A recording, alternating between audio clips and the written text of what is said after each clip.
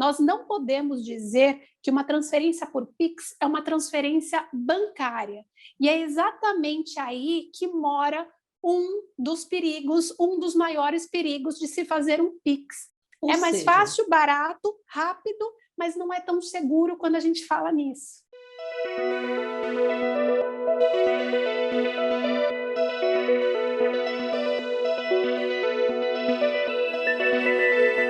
Então, existem alguns passos, algumas regrinhas que, se você se atentar muito bem antes de fazer um Pix, você vai estar um pouco mais seguro nessa relação que é tão frágil. o que a gente não pode fazer de forma alguma com relação à transferência eletrônica por Pix?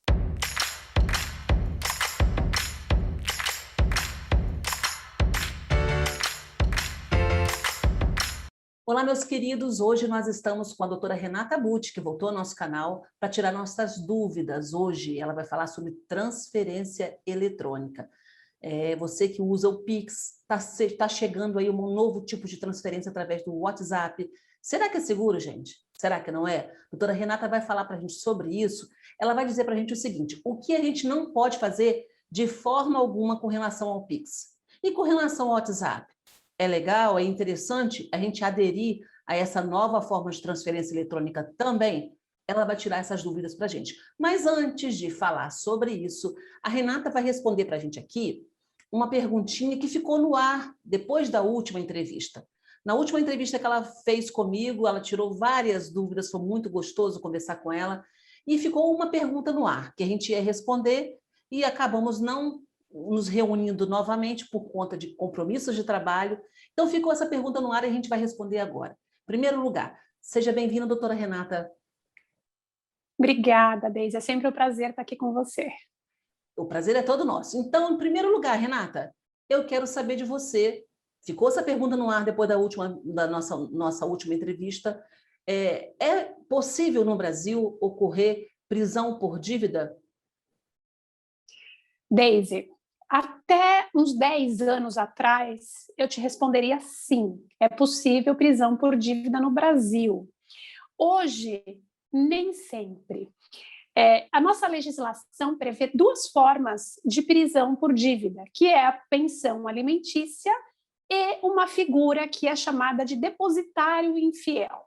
Por muito tempo, esse depositário infiel era classificado como aquele que compra um carro por alienação fiduciária, não paga, mas, na verdade, a propriedade do bem é da instituição financeira. Então, por muito tempo, a lei equiparou o comprador de um veículo alienado fiduciariamente como a figura do depositário infiel. Então, por muito tempo, foi possível, sim.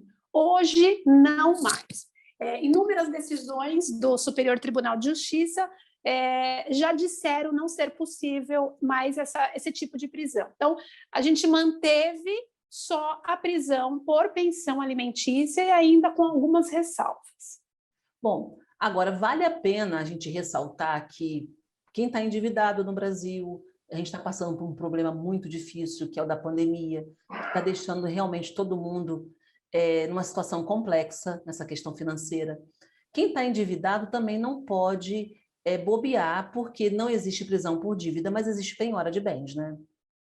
Exatamente, Deise. Não é porque você não tem a sua restrição da liberdade que você não vai pagar não vai pagar sua dívida sem sofrer algumas consequências. A penhora de bens é a mais clássica forma de coação, de pagamento de uma dívida. Então, você tem que sempre tomar muito cuidado, prestar muita atenção quando você tiver uma dívida. Eu recomendo que assista novamente aquela entrevista que nós fizemos há um tempinho atrás. E nela, a gente fala exatamente quais são as formas de renegociação de dívida e como você pode fugir de penhoras ou meios que tirarão os seus bens, meios expropriativos de bem, vamos dizer assim. Existe essa forma, existe essa possibilidade. Não prisão, mas como penhora de bens. Sim. Bom, então você que está assistindo a gente aí, que tem curiosidade com relação a essa questão de negociação de dívida, é só dar uma olhadinha no card que a gente vai te colocar, já colocamos no início do vídeo, vou deixar também um link embaixo da descrição aí do vídeo para vocês assistirem essa primeira entrevista da doutora Renata, e no final também, no finalzinho da nossa entrevista, aparece a indicação desse vídeo para vocês. Agora, sim, agora a gente vai conversar sobre um assunto que interessa a todo mundo, porque quem é que não faz transferência eletrônica hoje por Pix? Eu adoro. Gente, é rápido, né? Você pega, precisa fazer qualquer tipo de pagamento, em questão de segundos está na conta da pessoa. Para receber também é uma coisa assim, que a gente fica até abismado, poxa, que legal, que rapidez, né? Só que tem os contras, tem muitos prós, e a doutora Renata está aqui para nos alertar com relação aos contras. E eu quero fazer essa pergunta para a doutora Renata. Doutora Renata, o que a gente não pode fazer de forma alguma com relação à transferência eletrônica por Pix?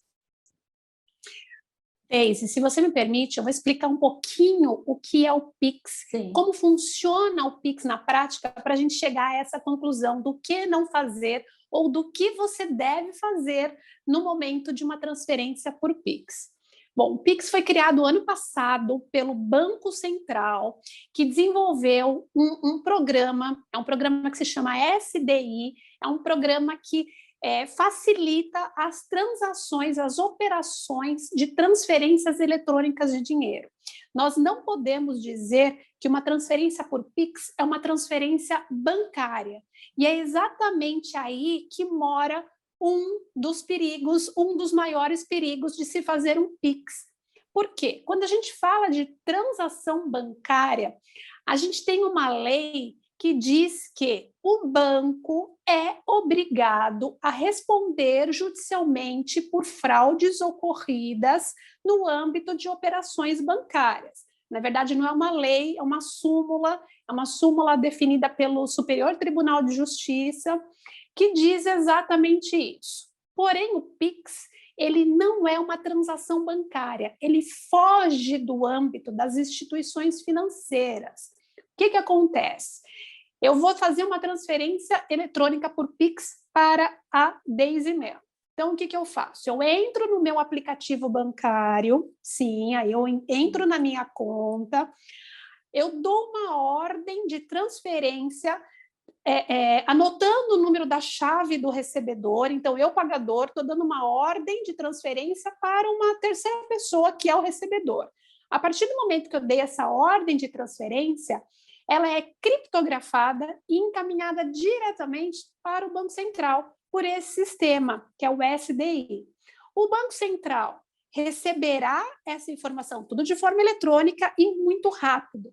Ele receberá essa informação de transferência, vai identificar quem é o recebedor final, vai trazer essas informações novamente para o pagador, para que o pagador valide isso, confirme os dados e aí, novamente, devolva essa informação para o Banco Central transferir o dinheiro.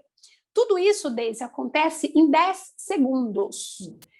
Essa é a vantagem do Pix, a possibilidade de você fazer transferências eletrônicas em qualquer horário, em qualquer dia da semana, de forma automática e sem custo, se tratar-se de duas pessoas físicas, né? A relação existente entre duas pessoas físicas ou um microempresário e uma pessoa física, por exemplo.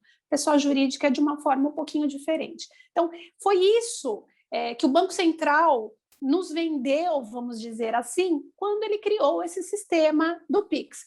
Facilidade. O problema, Deise, é que essa facilidade, como eu disse lá no começo, essa facilidade não nos traz um respaldo. Aí eu te pergunto, se houver uma fraude nesse meio tempo, quem eu vou buscar? Eu não posso. Veja que quando eu contei a forma como é feita o Pix, a forma como é feita eletronicamente a transferência, eu disse que o banco não participa. Quem eu poderia responsabilizar, por exemplo, num caso de erro de Pix, sendo que uma outra pessoa recebeu o dinheiro indevidamente? Ou quem eu poderia responsabilizar numa situação de fraude, que roubam as chaves, por exemplo? É um pouco difícil disso acontecer, porque, como eu disse, as transações são todas criptografadas. Foi um sistema muito seguro criado pelo Banco Central. Mas a gente sabe que fraude existe, né? Então, quem eu posso culpar nesse âmbito todo que não participa uma instituição financeira, que não participa uma instituição bancária? Então, eu estaria descoberto por essa súmula do Superior Tribunal de Justiça, que diz que as instituições financeiras respondem por fraudes praticadas no âmbito das transações bancárias. Então, esse é o maior problema do Pix. Entendi. Bom, eu te perguntei o que a gente não pode fazer com relação ao Pix.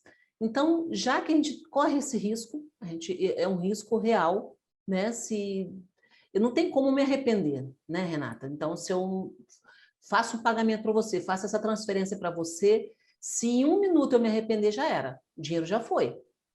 Né? Exatamente. E aí vai depender da sua boa vontade de me devolver o dinheiro ou não. Nesse caso, quer dizer, ou seja, e a agência bancária não tem responsabilidade nenhuma com relação a isso. E realmente não tem. Né? Se eu fiz um mau negócio com você, inclusive existe uma regra no banco, né? Existem diversas formas, além de fraudes, que me permitem estornar ou ter o meu dinheiro retornado, né? O tal do estorno, ou ter o meu dinheiro de volta. Isso no caso das transações comuns. Isso no caso de transações comuns. Então, por exemplo, se eu faço uma compra por cartão de crédito e essa compra é fraudulenta, né? Houve um site fraudulento, o anúncio não existe, a mercadoria não existiu. Eu fiz essa compra por cartão de crédito, eu identifiquei essa fraude, eu entro em contato lá com a operadora do meu cartão de crédito, eu aciono um seguro, eu aciono essa súmula, né? Eu faço valer esse direito meu, e o cartão de crédito vai o quê? Vai bloquear o pagamento para o fraudador ou para quem eu estava destinando e vai me estornar, me devolver este crédito na minha fatura. Então, o DOC, por exemplo, ou a transferência eletrônica. Se eu fizer uma transferência eletrônica no final de semana, ela só vai ser disponibilizada na conta do recebedor no primeiro dia útil seguinte. Então, eu tenho um tempo para acionar alguém e cobrar essa devolução e informar da fraude. Por exemplo, se eu sofro um sequestro relâmpago, que é um dos maiores perigos agora, a FEBRABAN, inclusive, foi acionada a respeito disso. Se eu sofro um sequestro relâmpago, bandidos agora estão pedindo para você entrar com o seu celular e fazer uma transferência para uma chave deles. E você faz automaticamente essa transferência em qualquer dia da semana, em qualquer horário. E qualquer valor, né? Então, aí tem a questão. Em qualquer valor, supostamente, desde que... E aí eu vou contar. Mas quem me garante depois essa situação? Eu fui sequestrado. O banco não vai me garantir. Não existe um seguro, não existe nada que depois eu vou acionar e aquele valor vai reverter para mim. Então, percebe como isso é perigoso por intermédio desse sistema sem operação bancária. É mais fácil, barato, rápido, mas não é tão seguro quando a gente fala nisso. Nós não podemos dizer que uma transferência por Pix é uma transferência bancária. E é exatamente aí que mora um dos perigos, um dos maiores perigos de se fazer um Pix. Financeira, né, numa transação financeira perigosa por conta dessa fluidez dele, né? Então, se for alguma coisa mal pensada, se for um golpe, alguma coisa, fez, já era. O banco não se responsabiliza. Seria isso. Exato. Ou mesmo erro. Eu já fiz transferências eletrônicas, né, por TED ou por DOC, e que eu errei um dado, né, e o banco percebeu e o banco estornou esse valor sem que eu tivesse, inclusive, me atentado a isso. Agora, o Pix tem algumas etapas, como eu disse aqui. O pagador vai lá, acessa o seu aplicativo do banco, dá uma ordem de transferência para uma chave essa ordem vai para o Banco Central por esse sistema SDI, vai identificar o recebedor e vai devolver para você confirmar. Quantas vezes a gente faz as coisas no automático? Né? Quantas vezes a gente está fazendo lá uma transferência, olhando para o filho, olhando para o trabalho, fazendo alguma outra coisa que te tire atenção e você confirma, porque é uma operação instantânea, é imediato. Né? É em questão de segundos que é transferida essa ordem, que essa ordem é devolvida para você confirmar. E a partir do momento que você confirma e vai para uma terceira pessoa que você sequer conhece, que você sequer tem os dados, e aí, quem vai me garantir essa operação? Ninguém. Né? Existem meios, eu posso dizer aqui os meios judiciais de se reaver aquele valor. Eu tenho recebido muitas perguntas nesse sentido no meu Instagram, Deise, a respeito do Pix, porque tem rolado algum estresse realmente por conta dessa agilidade. As pessoas não sabem o que fazer. E aí? E agora? Eu não tenho respaldo nenhum. Eu transferi o dinheiro para a pessoa errada, eu não conheço a pessoa, fui no banco, o banco falou assim que o problema é meu, que a responsabilidade é minha. Ou eu já tive pergunta de pessoas que falaram assim, eu recebi um Pix indevidamente, eu fui para o banco e eu não consegui devolver esse dinheiro, e agora? O que eu faço? Eu uso dinheiro? Eu guardo? Para quem que eu posso devolver? Porque existe a questão do sigilo bancário, né? Do sigilo pessoal. Nessa transação, em nenhum momento é revelado. É verdade. Já recebi Pix aqui de clientes que eu fui procurar depois os dados bancários deles, não encontro. Não encontra os dados bancários. Você não sabe de onde vem. De onde né? vem. E aí, o que eu faço? Se você não tiver o controle, é complexo. Como que eu socorro disso? Exatamente. Como que eu me socorro disso? Então, existem alguns passos, algumas regrinhas que, se você se atentar muito bem antes de fazer um Pix, você vai estar um pouco mais seguro nessa relação que é tão frágil. Antes da gente responder essa pergunta, então, só para terminar de esclarecer essa questão toda, eu reitero aqui a minha surpresa, eu como leiga, do fato do que você está falando, que o Pix não é uma transação bancária. Eu sei, eu acompanhei quando estava para ser lançado, eu sei que foi um sistema lançado pelo Banco Central, mas justamente por ser o Banco Central, justamente porque para você enviar o Pix, você tem que usar o aplicativo do seu banco. Então, na cabeça da gente, existe sim uma participação e existe aí também uma responsabilidade do banco. Então, essa questão de o banco não ter responsabilidade me deu um gelo realmente, me deixou mais preocupada com relação a essa questão do Pix. Quais são os passos, Renata? Quais são as dicas de segurança?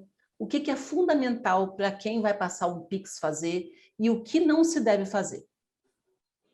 Primeira dica, vá à sua agência, à sua instituição bancária, lá onde você cadastrou as suas chaves, converse com o seu gerente ou com quem te atender, de repente, se a sua conta não tiver um gerente que te atenda imediatamente, mas converse com alguém do seu banco e fale assim: eu quero limitar um valor de Pix. Você pode limitar um valor para sair da sua conta. Então, eu quero limitar até R$1.000 para sair da minha conta. Além disso, eu não autorizo fazer um Pix. Eu não me autorizo a fazer um Pix. O que isso vai te garantir? Num exemplo como esse de sequestro relâmpago, se alguém te pegar, né, e pedir, transfere R$25.000 para mim, eu não posso, eu tenho um limite de R$1.000.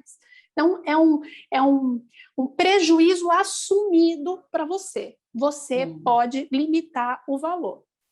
Essa é a primeira dica, né? Isso você pode fazer amanhã, por exemplo. Segunda dica, faça Pix para quem você conhece. Dificilmente faça o Pix numa transação, por exemplo, de compra e venda de alguém que você conheceu nas redes sociais. Então, suponhamos que eu vi a página da Deise Mello lá no Instagram e a Deise Mello está vendendo lá uma bandana linda como essa que ela está utilizando. E aí eu quero comprar uma bandana. A Deise Mello me fala assim, tudo bem, eu cultivei na minha bandana, me faz aqui um Pix que eu te encaminho uma bandana, né? E aí eu faço o Pix para a Deise Mello, paguei. Quando ela me traz a bandana, eu falo assim, não gostei. da bandana, eu quero devolver. Isso, e eu tenho o direito de arrependimento, né? Para as compras online, por exemplo, eu tenho 7 dias de arrependimento. Falo, Deise, olha, defendendo aqui o Código de Defesa do Consumidor e de acordo com o direito de arrependimento, eu me arrependi, eu não quero mais. Me devolve o meu dinheiro? A Deise vai falar assim, eu devolver o meu dinheiro? De jeito nenhum. E aí eu vou ter que brigar na justiça com a Deise para demonstrar que o meu direito de arrependimento foi feito dentro do prazo de 7 dias, que, na verdade, o produto veio com defeito, ou que eu não gostei, ou isso, ou aquilo.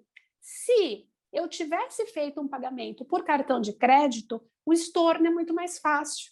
E principalmente de forma parcelada. Eu consigo bloquear automaticamente o pagamento das outras parcelas. Eu só digo para a minha operadora de cartão de crédito, eu tenho o direito de arrependimento e eu não quero mais essa operação. O cartão de crédito vai lá e bloqueia. Então, é muito mais fácil eu conseguir o estorno do valor e eu conseguir o bloqueio da transação. Eu não estou nem falando de fraude, eu estou falando numa transação assim, entre pessoas, normalmente. Né? Exatamente. A terceira dica é, nesses segundos, primeiro, quando eu tiver que fazer um Pix, eu tenho que sentar e fazer só um Pix. Tá? Eu não posso fazer um Pix e fazer outras coisas ali. Por quê? Uma das chaves do Pix, eu tenho algumas chaves de Pix, né, que eu posso utilizar, que é o e-mail, que é o CPF e que é o número de telefone. Sim. O número de telefone tem um DDD. Se eu errar o DDD do telefone, ou se eu não colocar o DDD do telefone, de repente, se eu começar a digitar um 9 e tal, eu posso pegar o DDD de algum outro estado e completar com números lá no final, quando você está digitando, né? Nesse momento, se eu não tiver muita atenção para checar os dados da chave de para quem eu estou mandando, do recebedor, eu faço eu cometo o maior erro aí da transação. E eu dificilmente vou conseguir reaver esse dinheiro.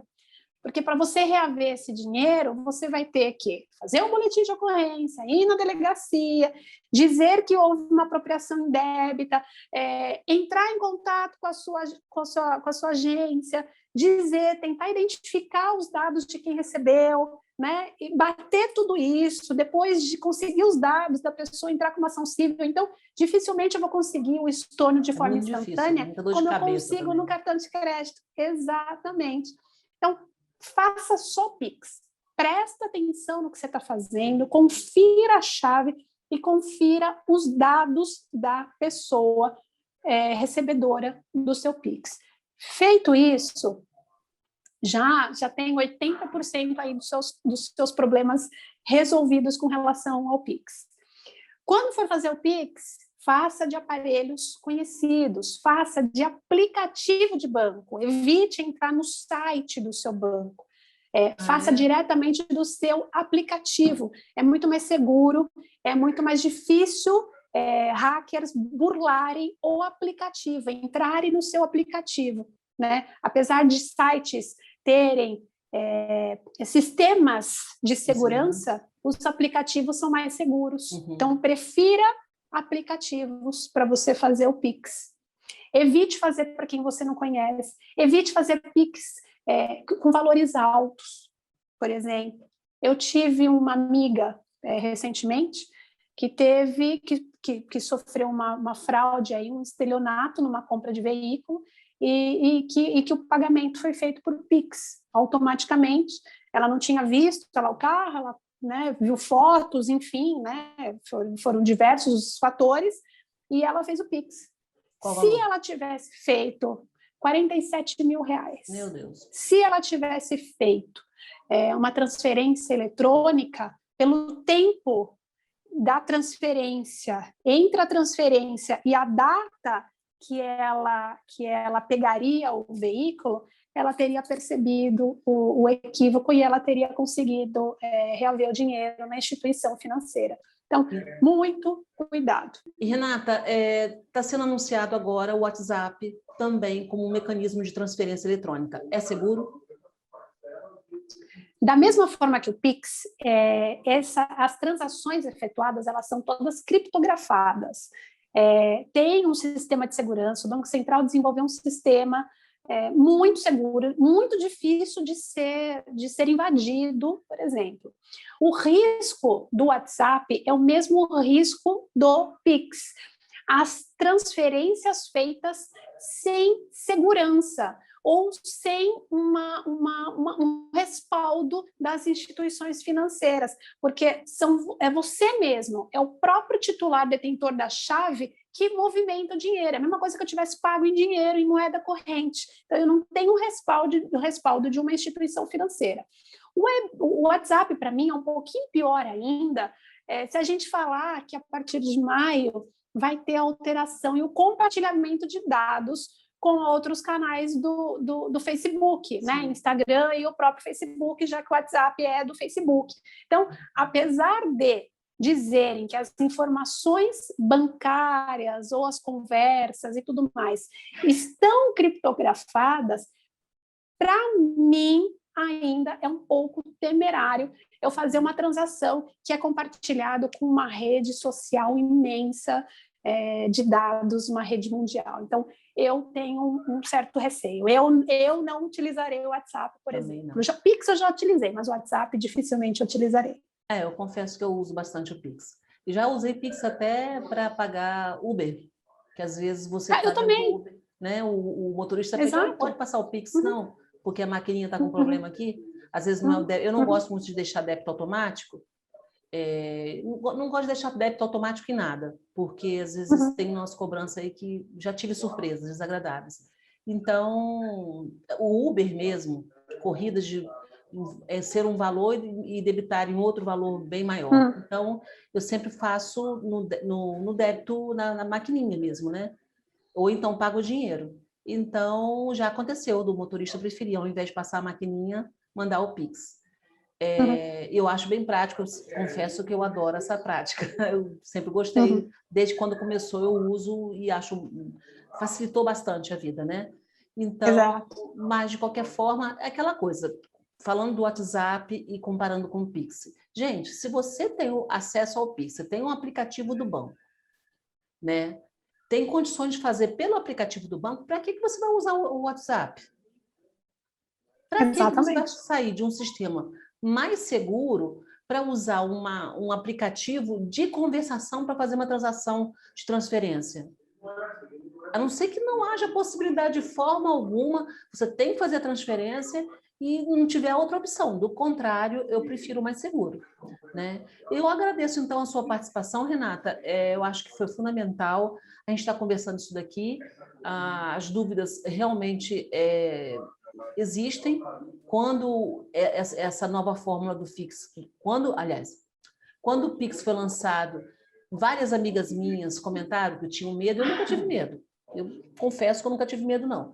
Mas várias pessoas têm medo de usar o Pix e falando, né, analisando junto com você sobre os prós e os contras, realmente a gente chega à conclusão que tem que ter cuidado mesmo. A sua amiga aí, a gente torce para que ela consiga resolver o problema dela, né? Pois é. Estou ajudando ela na medida do possível, mas realmente é sempre uma dor de cabeça, mas você não tem uma segurança de que o valor será estornado, de que tem alguém por trás, uma instituição financeira por trás que te dará esse respaldo, né? Então, o Pix, Daisy, uso também, super útil, válido. Já usei Pix em Uber, já usei Pix para fazer transações, transferências para conhecidos, né? Eu só, quando eu falo de tomar cuidado, de prestar atenção, é justamente pela falta de respaldo e pela não possibilidade de responsabilização de alguém por ato feito, ou por ato fraudulento, né? Ou por erro e equívoco seu, que é muito comum isso acontecer. Então, vamos encerrar nossa entrevista fazendo um resumão aqui para quem está assistindo, da seguinte maneira. Gente, qualquer aplicativo, qualquer coisa que você use hoje em dia, você tem que usar com responsabilidade e com muita atenção. Exato. Até uma rede social. Se você usa levianamente, você deixa a sua senha exposta, né? Se qualquer pessoa tem acesso, tem facilidade de entrar na sua rede social, o estrago pode ser grande. né? E imagina com relação à transação bancária, com transferência de dinheiro. Isso é muito sério, né? Então, cabe a nós a gente ter atenção e responsabilidade. É uma coisa que veio, que facilita muito, mas que pode se transformar numa grande dor de cabeça se a gente não tiver bom senso. Tendo bom senso e atenção, você utiliza o Pix aí, vai facilitar a sua vida e você não vai ter problema nenhum. Obrigado, Renata, pela sua participação. Eu gosto muito que você venha aqui e até a próxima. Até a próxima, Deise. Espero contribuir aí com assuntos importantes para a população. Muito obrigada pelo convite. Estarei aqui sempre que você me convidar.